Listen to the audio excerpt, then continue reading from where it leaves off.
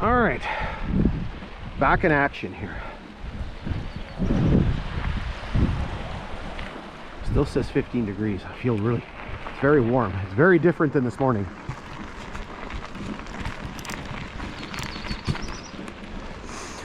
Okay, so we're coming up to our next point of interest here. Weird thing is for some reason, I came through here last summer, did not have this marked on my GPS. Maybe I got distracted doing something else and I forgot to mark it.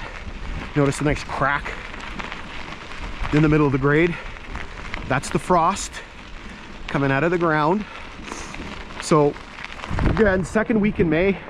This is our first weekend out hiking. Not so fantastic spring. Took a while for the snow to go away, and you're going to see some snow in some spots here today. It hasn't completely gone away, so the ground is still frozen.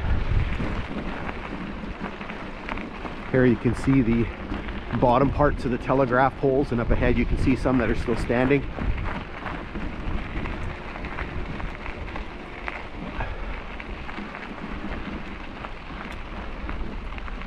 So we have a little bridge crossing here, like a tiny little one.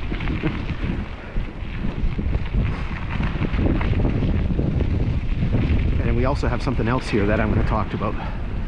So we're going to zip our way across the trestle here, the little trestle.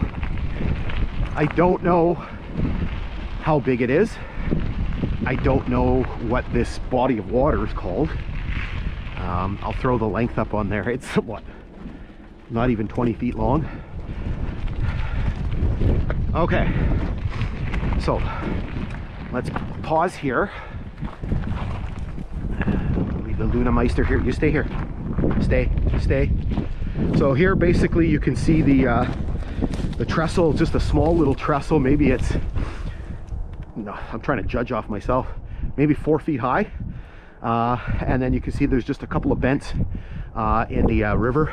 The lovely aroma of creosote.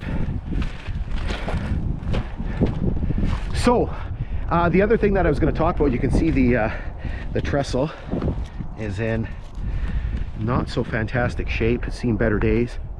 All right, so you'll notice, actually you can see the highway. I don't know if you can see, I just saw a car go by.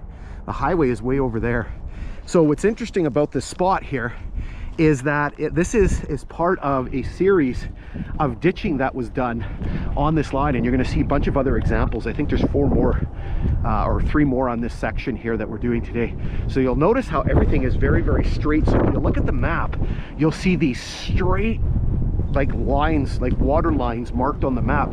So I'm guessing what happened is because this area is so low-lying, they basically cut these channels to help pull the water away from the grade. Because again, when you take a look at nature, is not like that. Nature is not symmetrical like that. It is basically this straight line that runs to the south. I'll show you the map here, and you can kind of see what I'm talking about.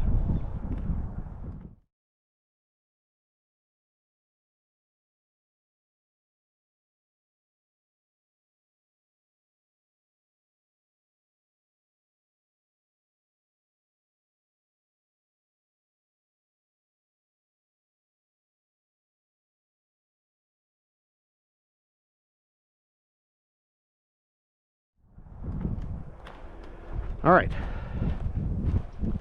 let's get going again here. Hi, Loon. You stay.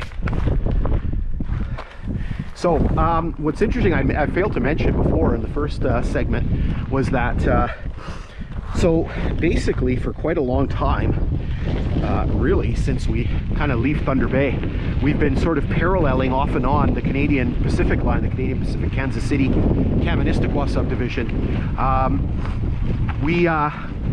Where we started from, back near Dog River Road there, we start to pull away from the Canadian Pacific line, and basically the Canadian Pacific line continues more on a westerly course towards Ignace, where the Kaministiquia sub ends, and then eventually works its way through Dryden, Kenora, and onto Winnipeg. And this line veers off to the northwest up to Sioux Lookout. So here you can see yet more telegraph poles.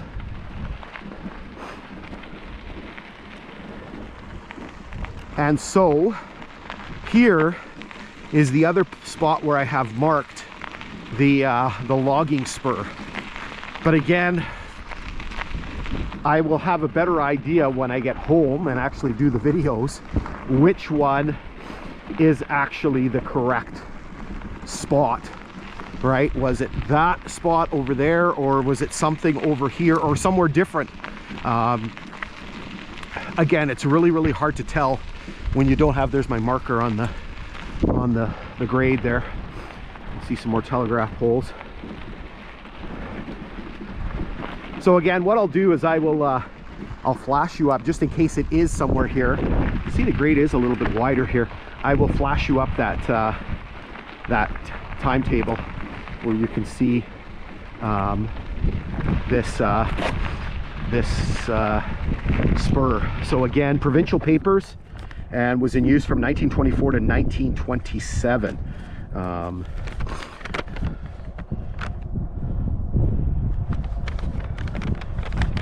So let's have a look at that.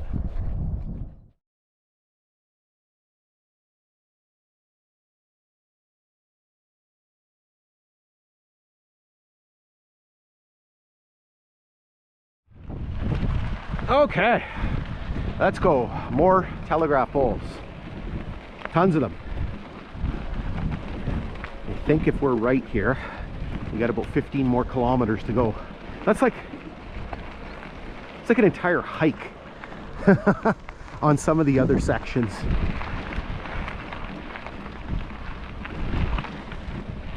I'm gonna get my steps in today, let me tell you.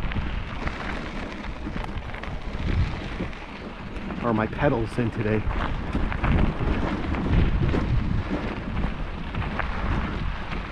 You can see there's quite the incline here as we're kind of moving up.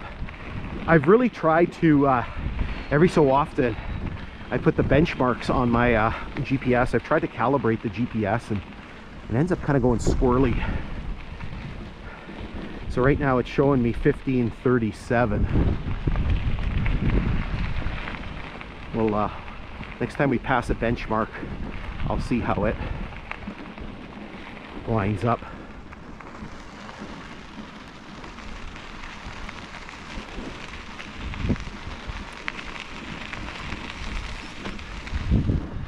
So again, you can still see some telegraph poles hiding in there.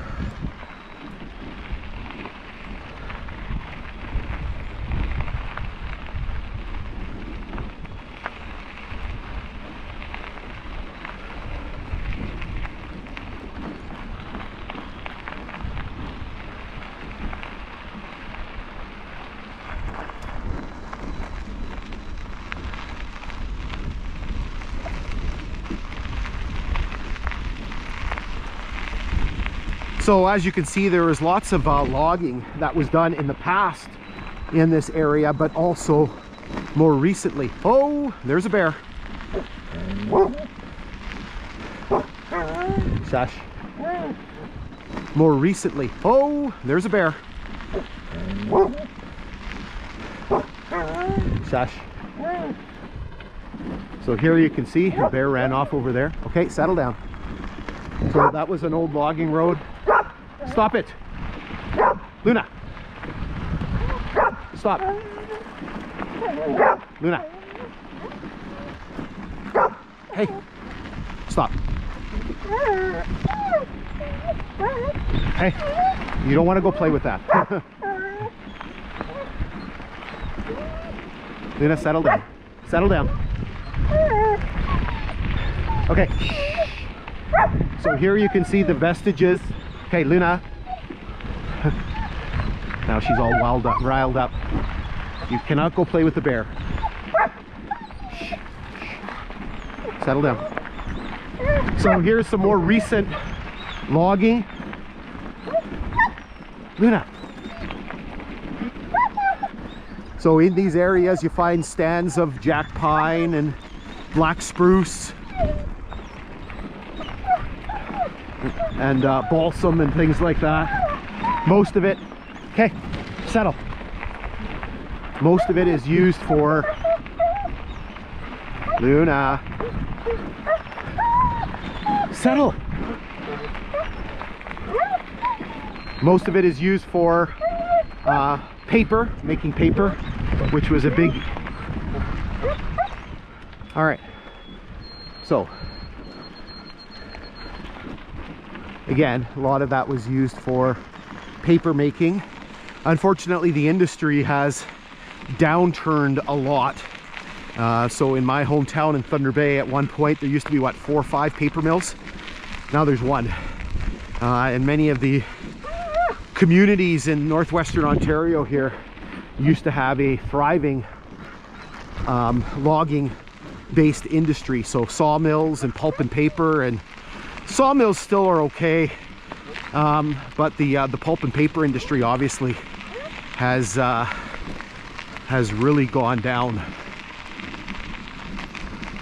And so again, you can see the extent of the cutting. Lots of these areas are very popular for hunting, particularly moose hunting. This is very much moose country in here. I like the swamps and the general terrain of this area, and apparently bears too.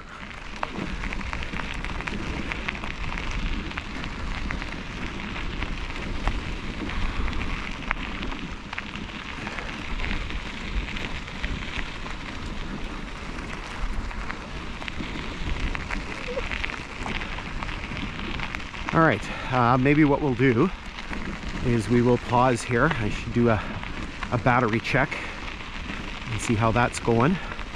Might have to pop in a new battery. And then we'll keep working our way west here. It's starting to get very warm. Whew. We'll pull up to this logging road here.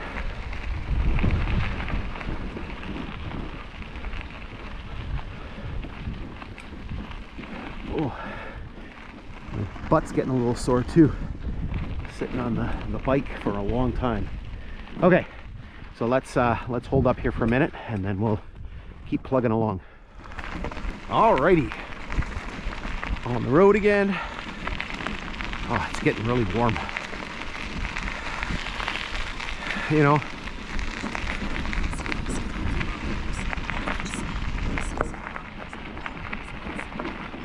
"25 kilometers I've done."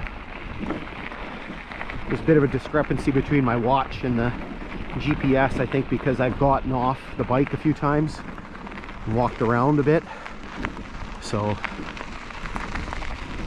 25 kilometers, and we've got to do, I don't know, 38, something like that.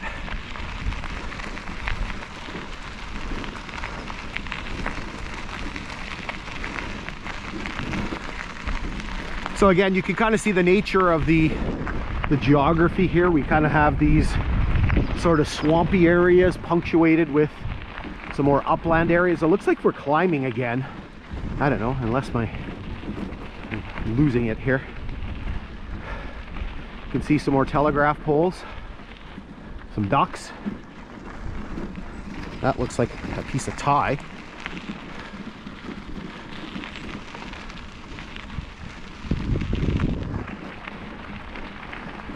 Again, you can see all of these areas that have been cut over.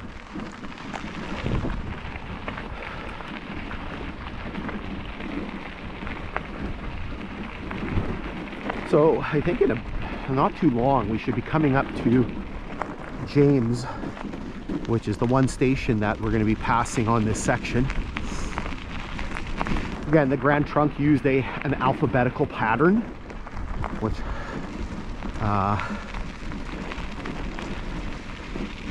they use on a lot of their lines.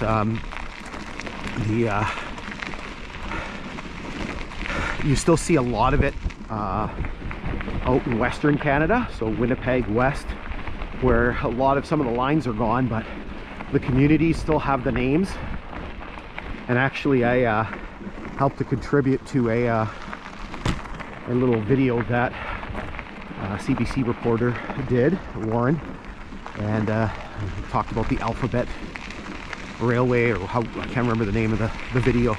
I'll post a link to that. You can check that out.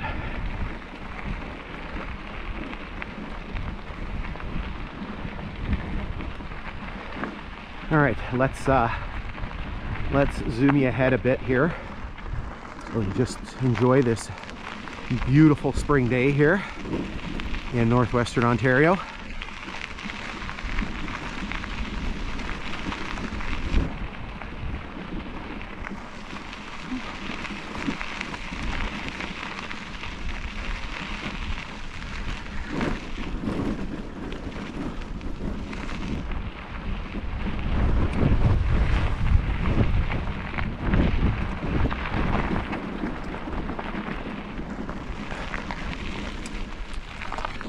All right, we got to loop back because I missed something. I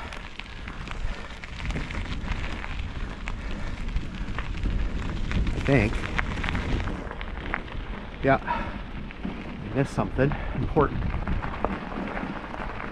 So I noticed this when I was here in the summer, and so you will see that this telegraph pole, which is missing its crossbeam, you'll notice that it has a sign on it, and it says it looks like there's it looks like a 30 on there. It actually is a 30. Kind of looks like 310, but it's 30. I found this on the web.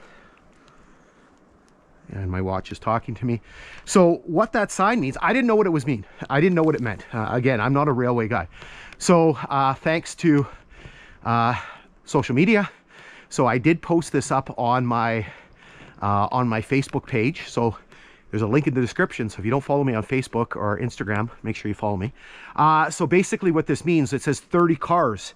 And what that is it's a signal. So back in the days before radios, when the trains were leaving the sidings, it was very difficult to know when they had fully left the siding. So they would have these markers, right, to tell the engineer, to tell the train crew how many car lengths they were away from the siding. So that indicates that they were 30 car lengths out of the siding. And so depending on how many cars the train had, the engineer would kind of know when he could start speeding up coming out of the siding. And you're going to see another one on the other side of James, right? So they'd have like, I guess 10, 20, 30, 40. There's one up by Kelly that's like 120, right? So again, kind of gives you an idea of how they did things kind of old school. All right, so it's plugging along. I wish I had shorts on right now. My legs are melting. Again, still tons of telegraph poles here.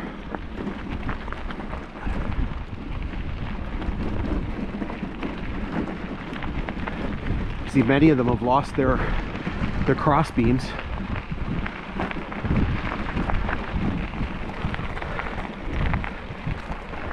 So this morning when I was, because I had to come off the road access, so Dog River Road, and then drive up the grade close to where our stopping point is, because again, there's no road access until you get up to Newmac Road, up on the other side of Larson. So I saw this sign and I was like, what the heck is this sign? Because I don't think I saw it last year, so it must be new.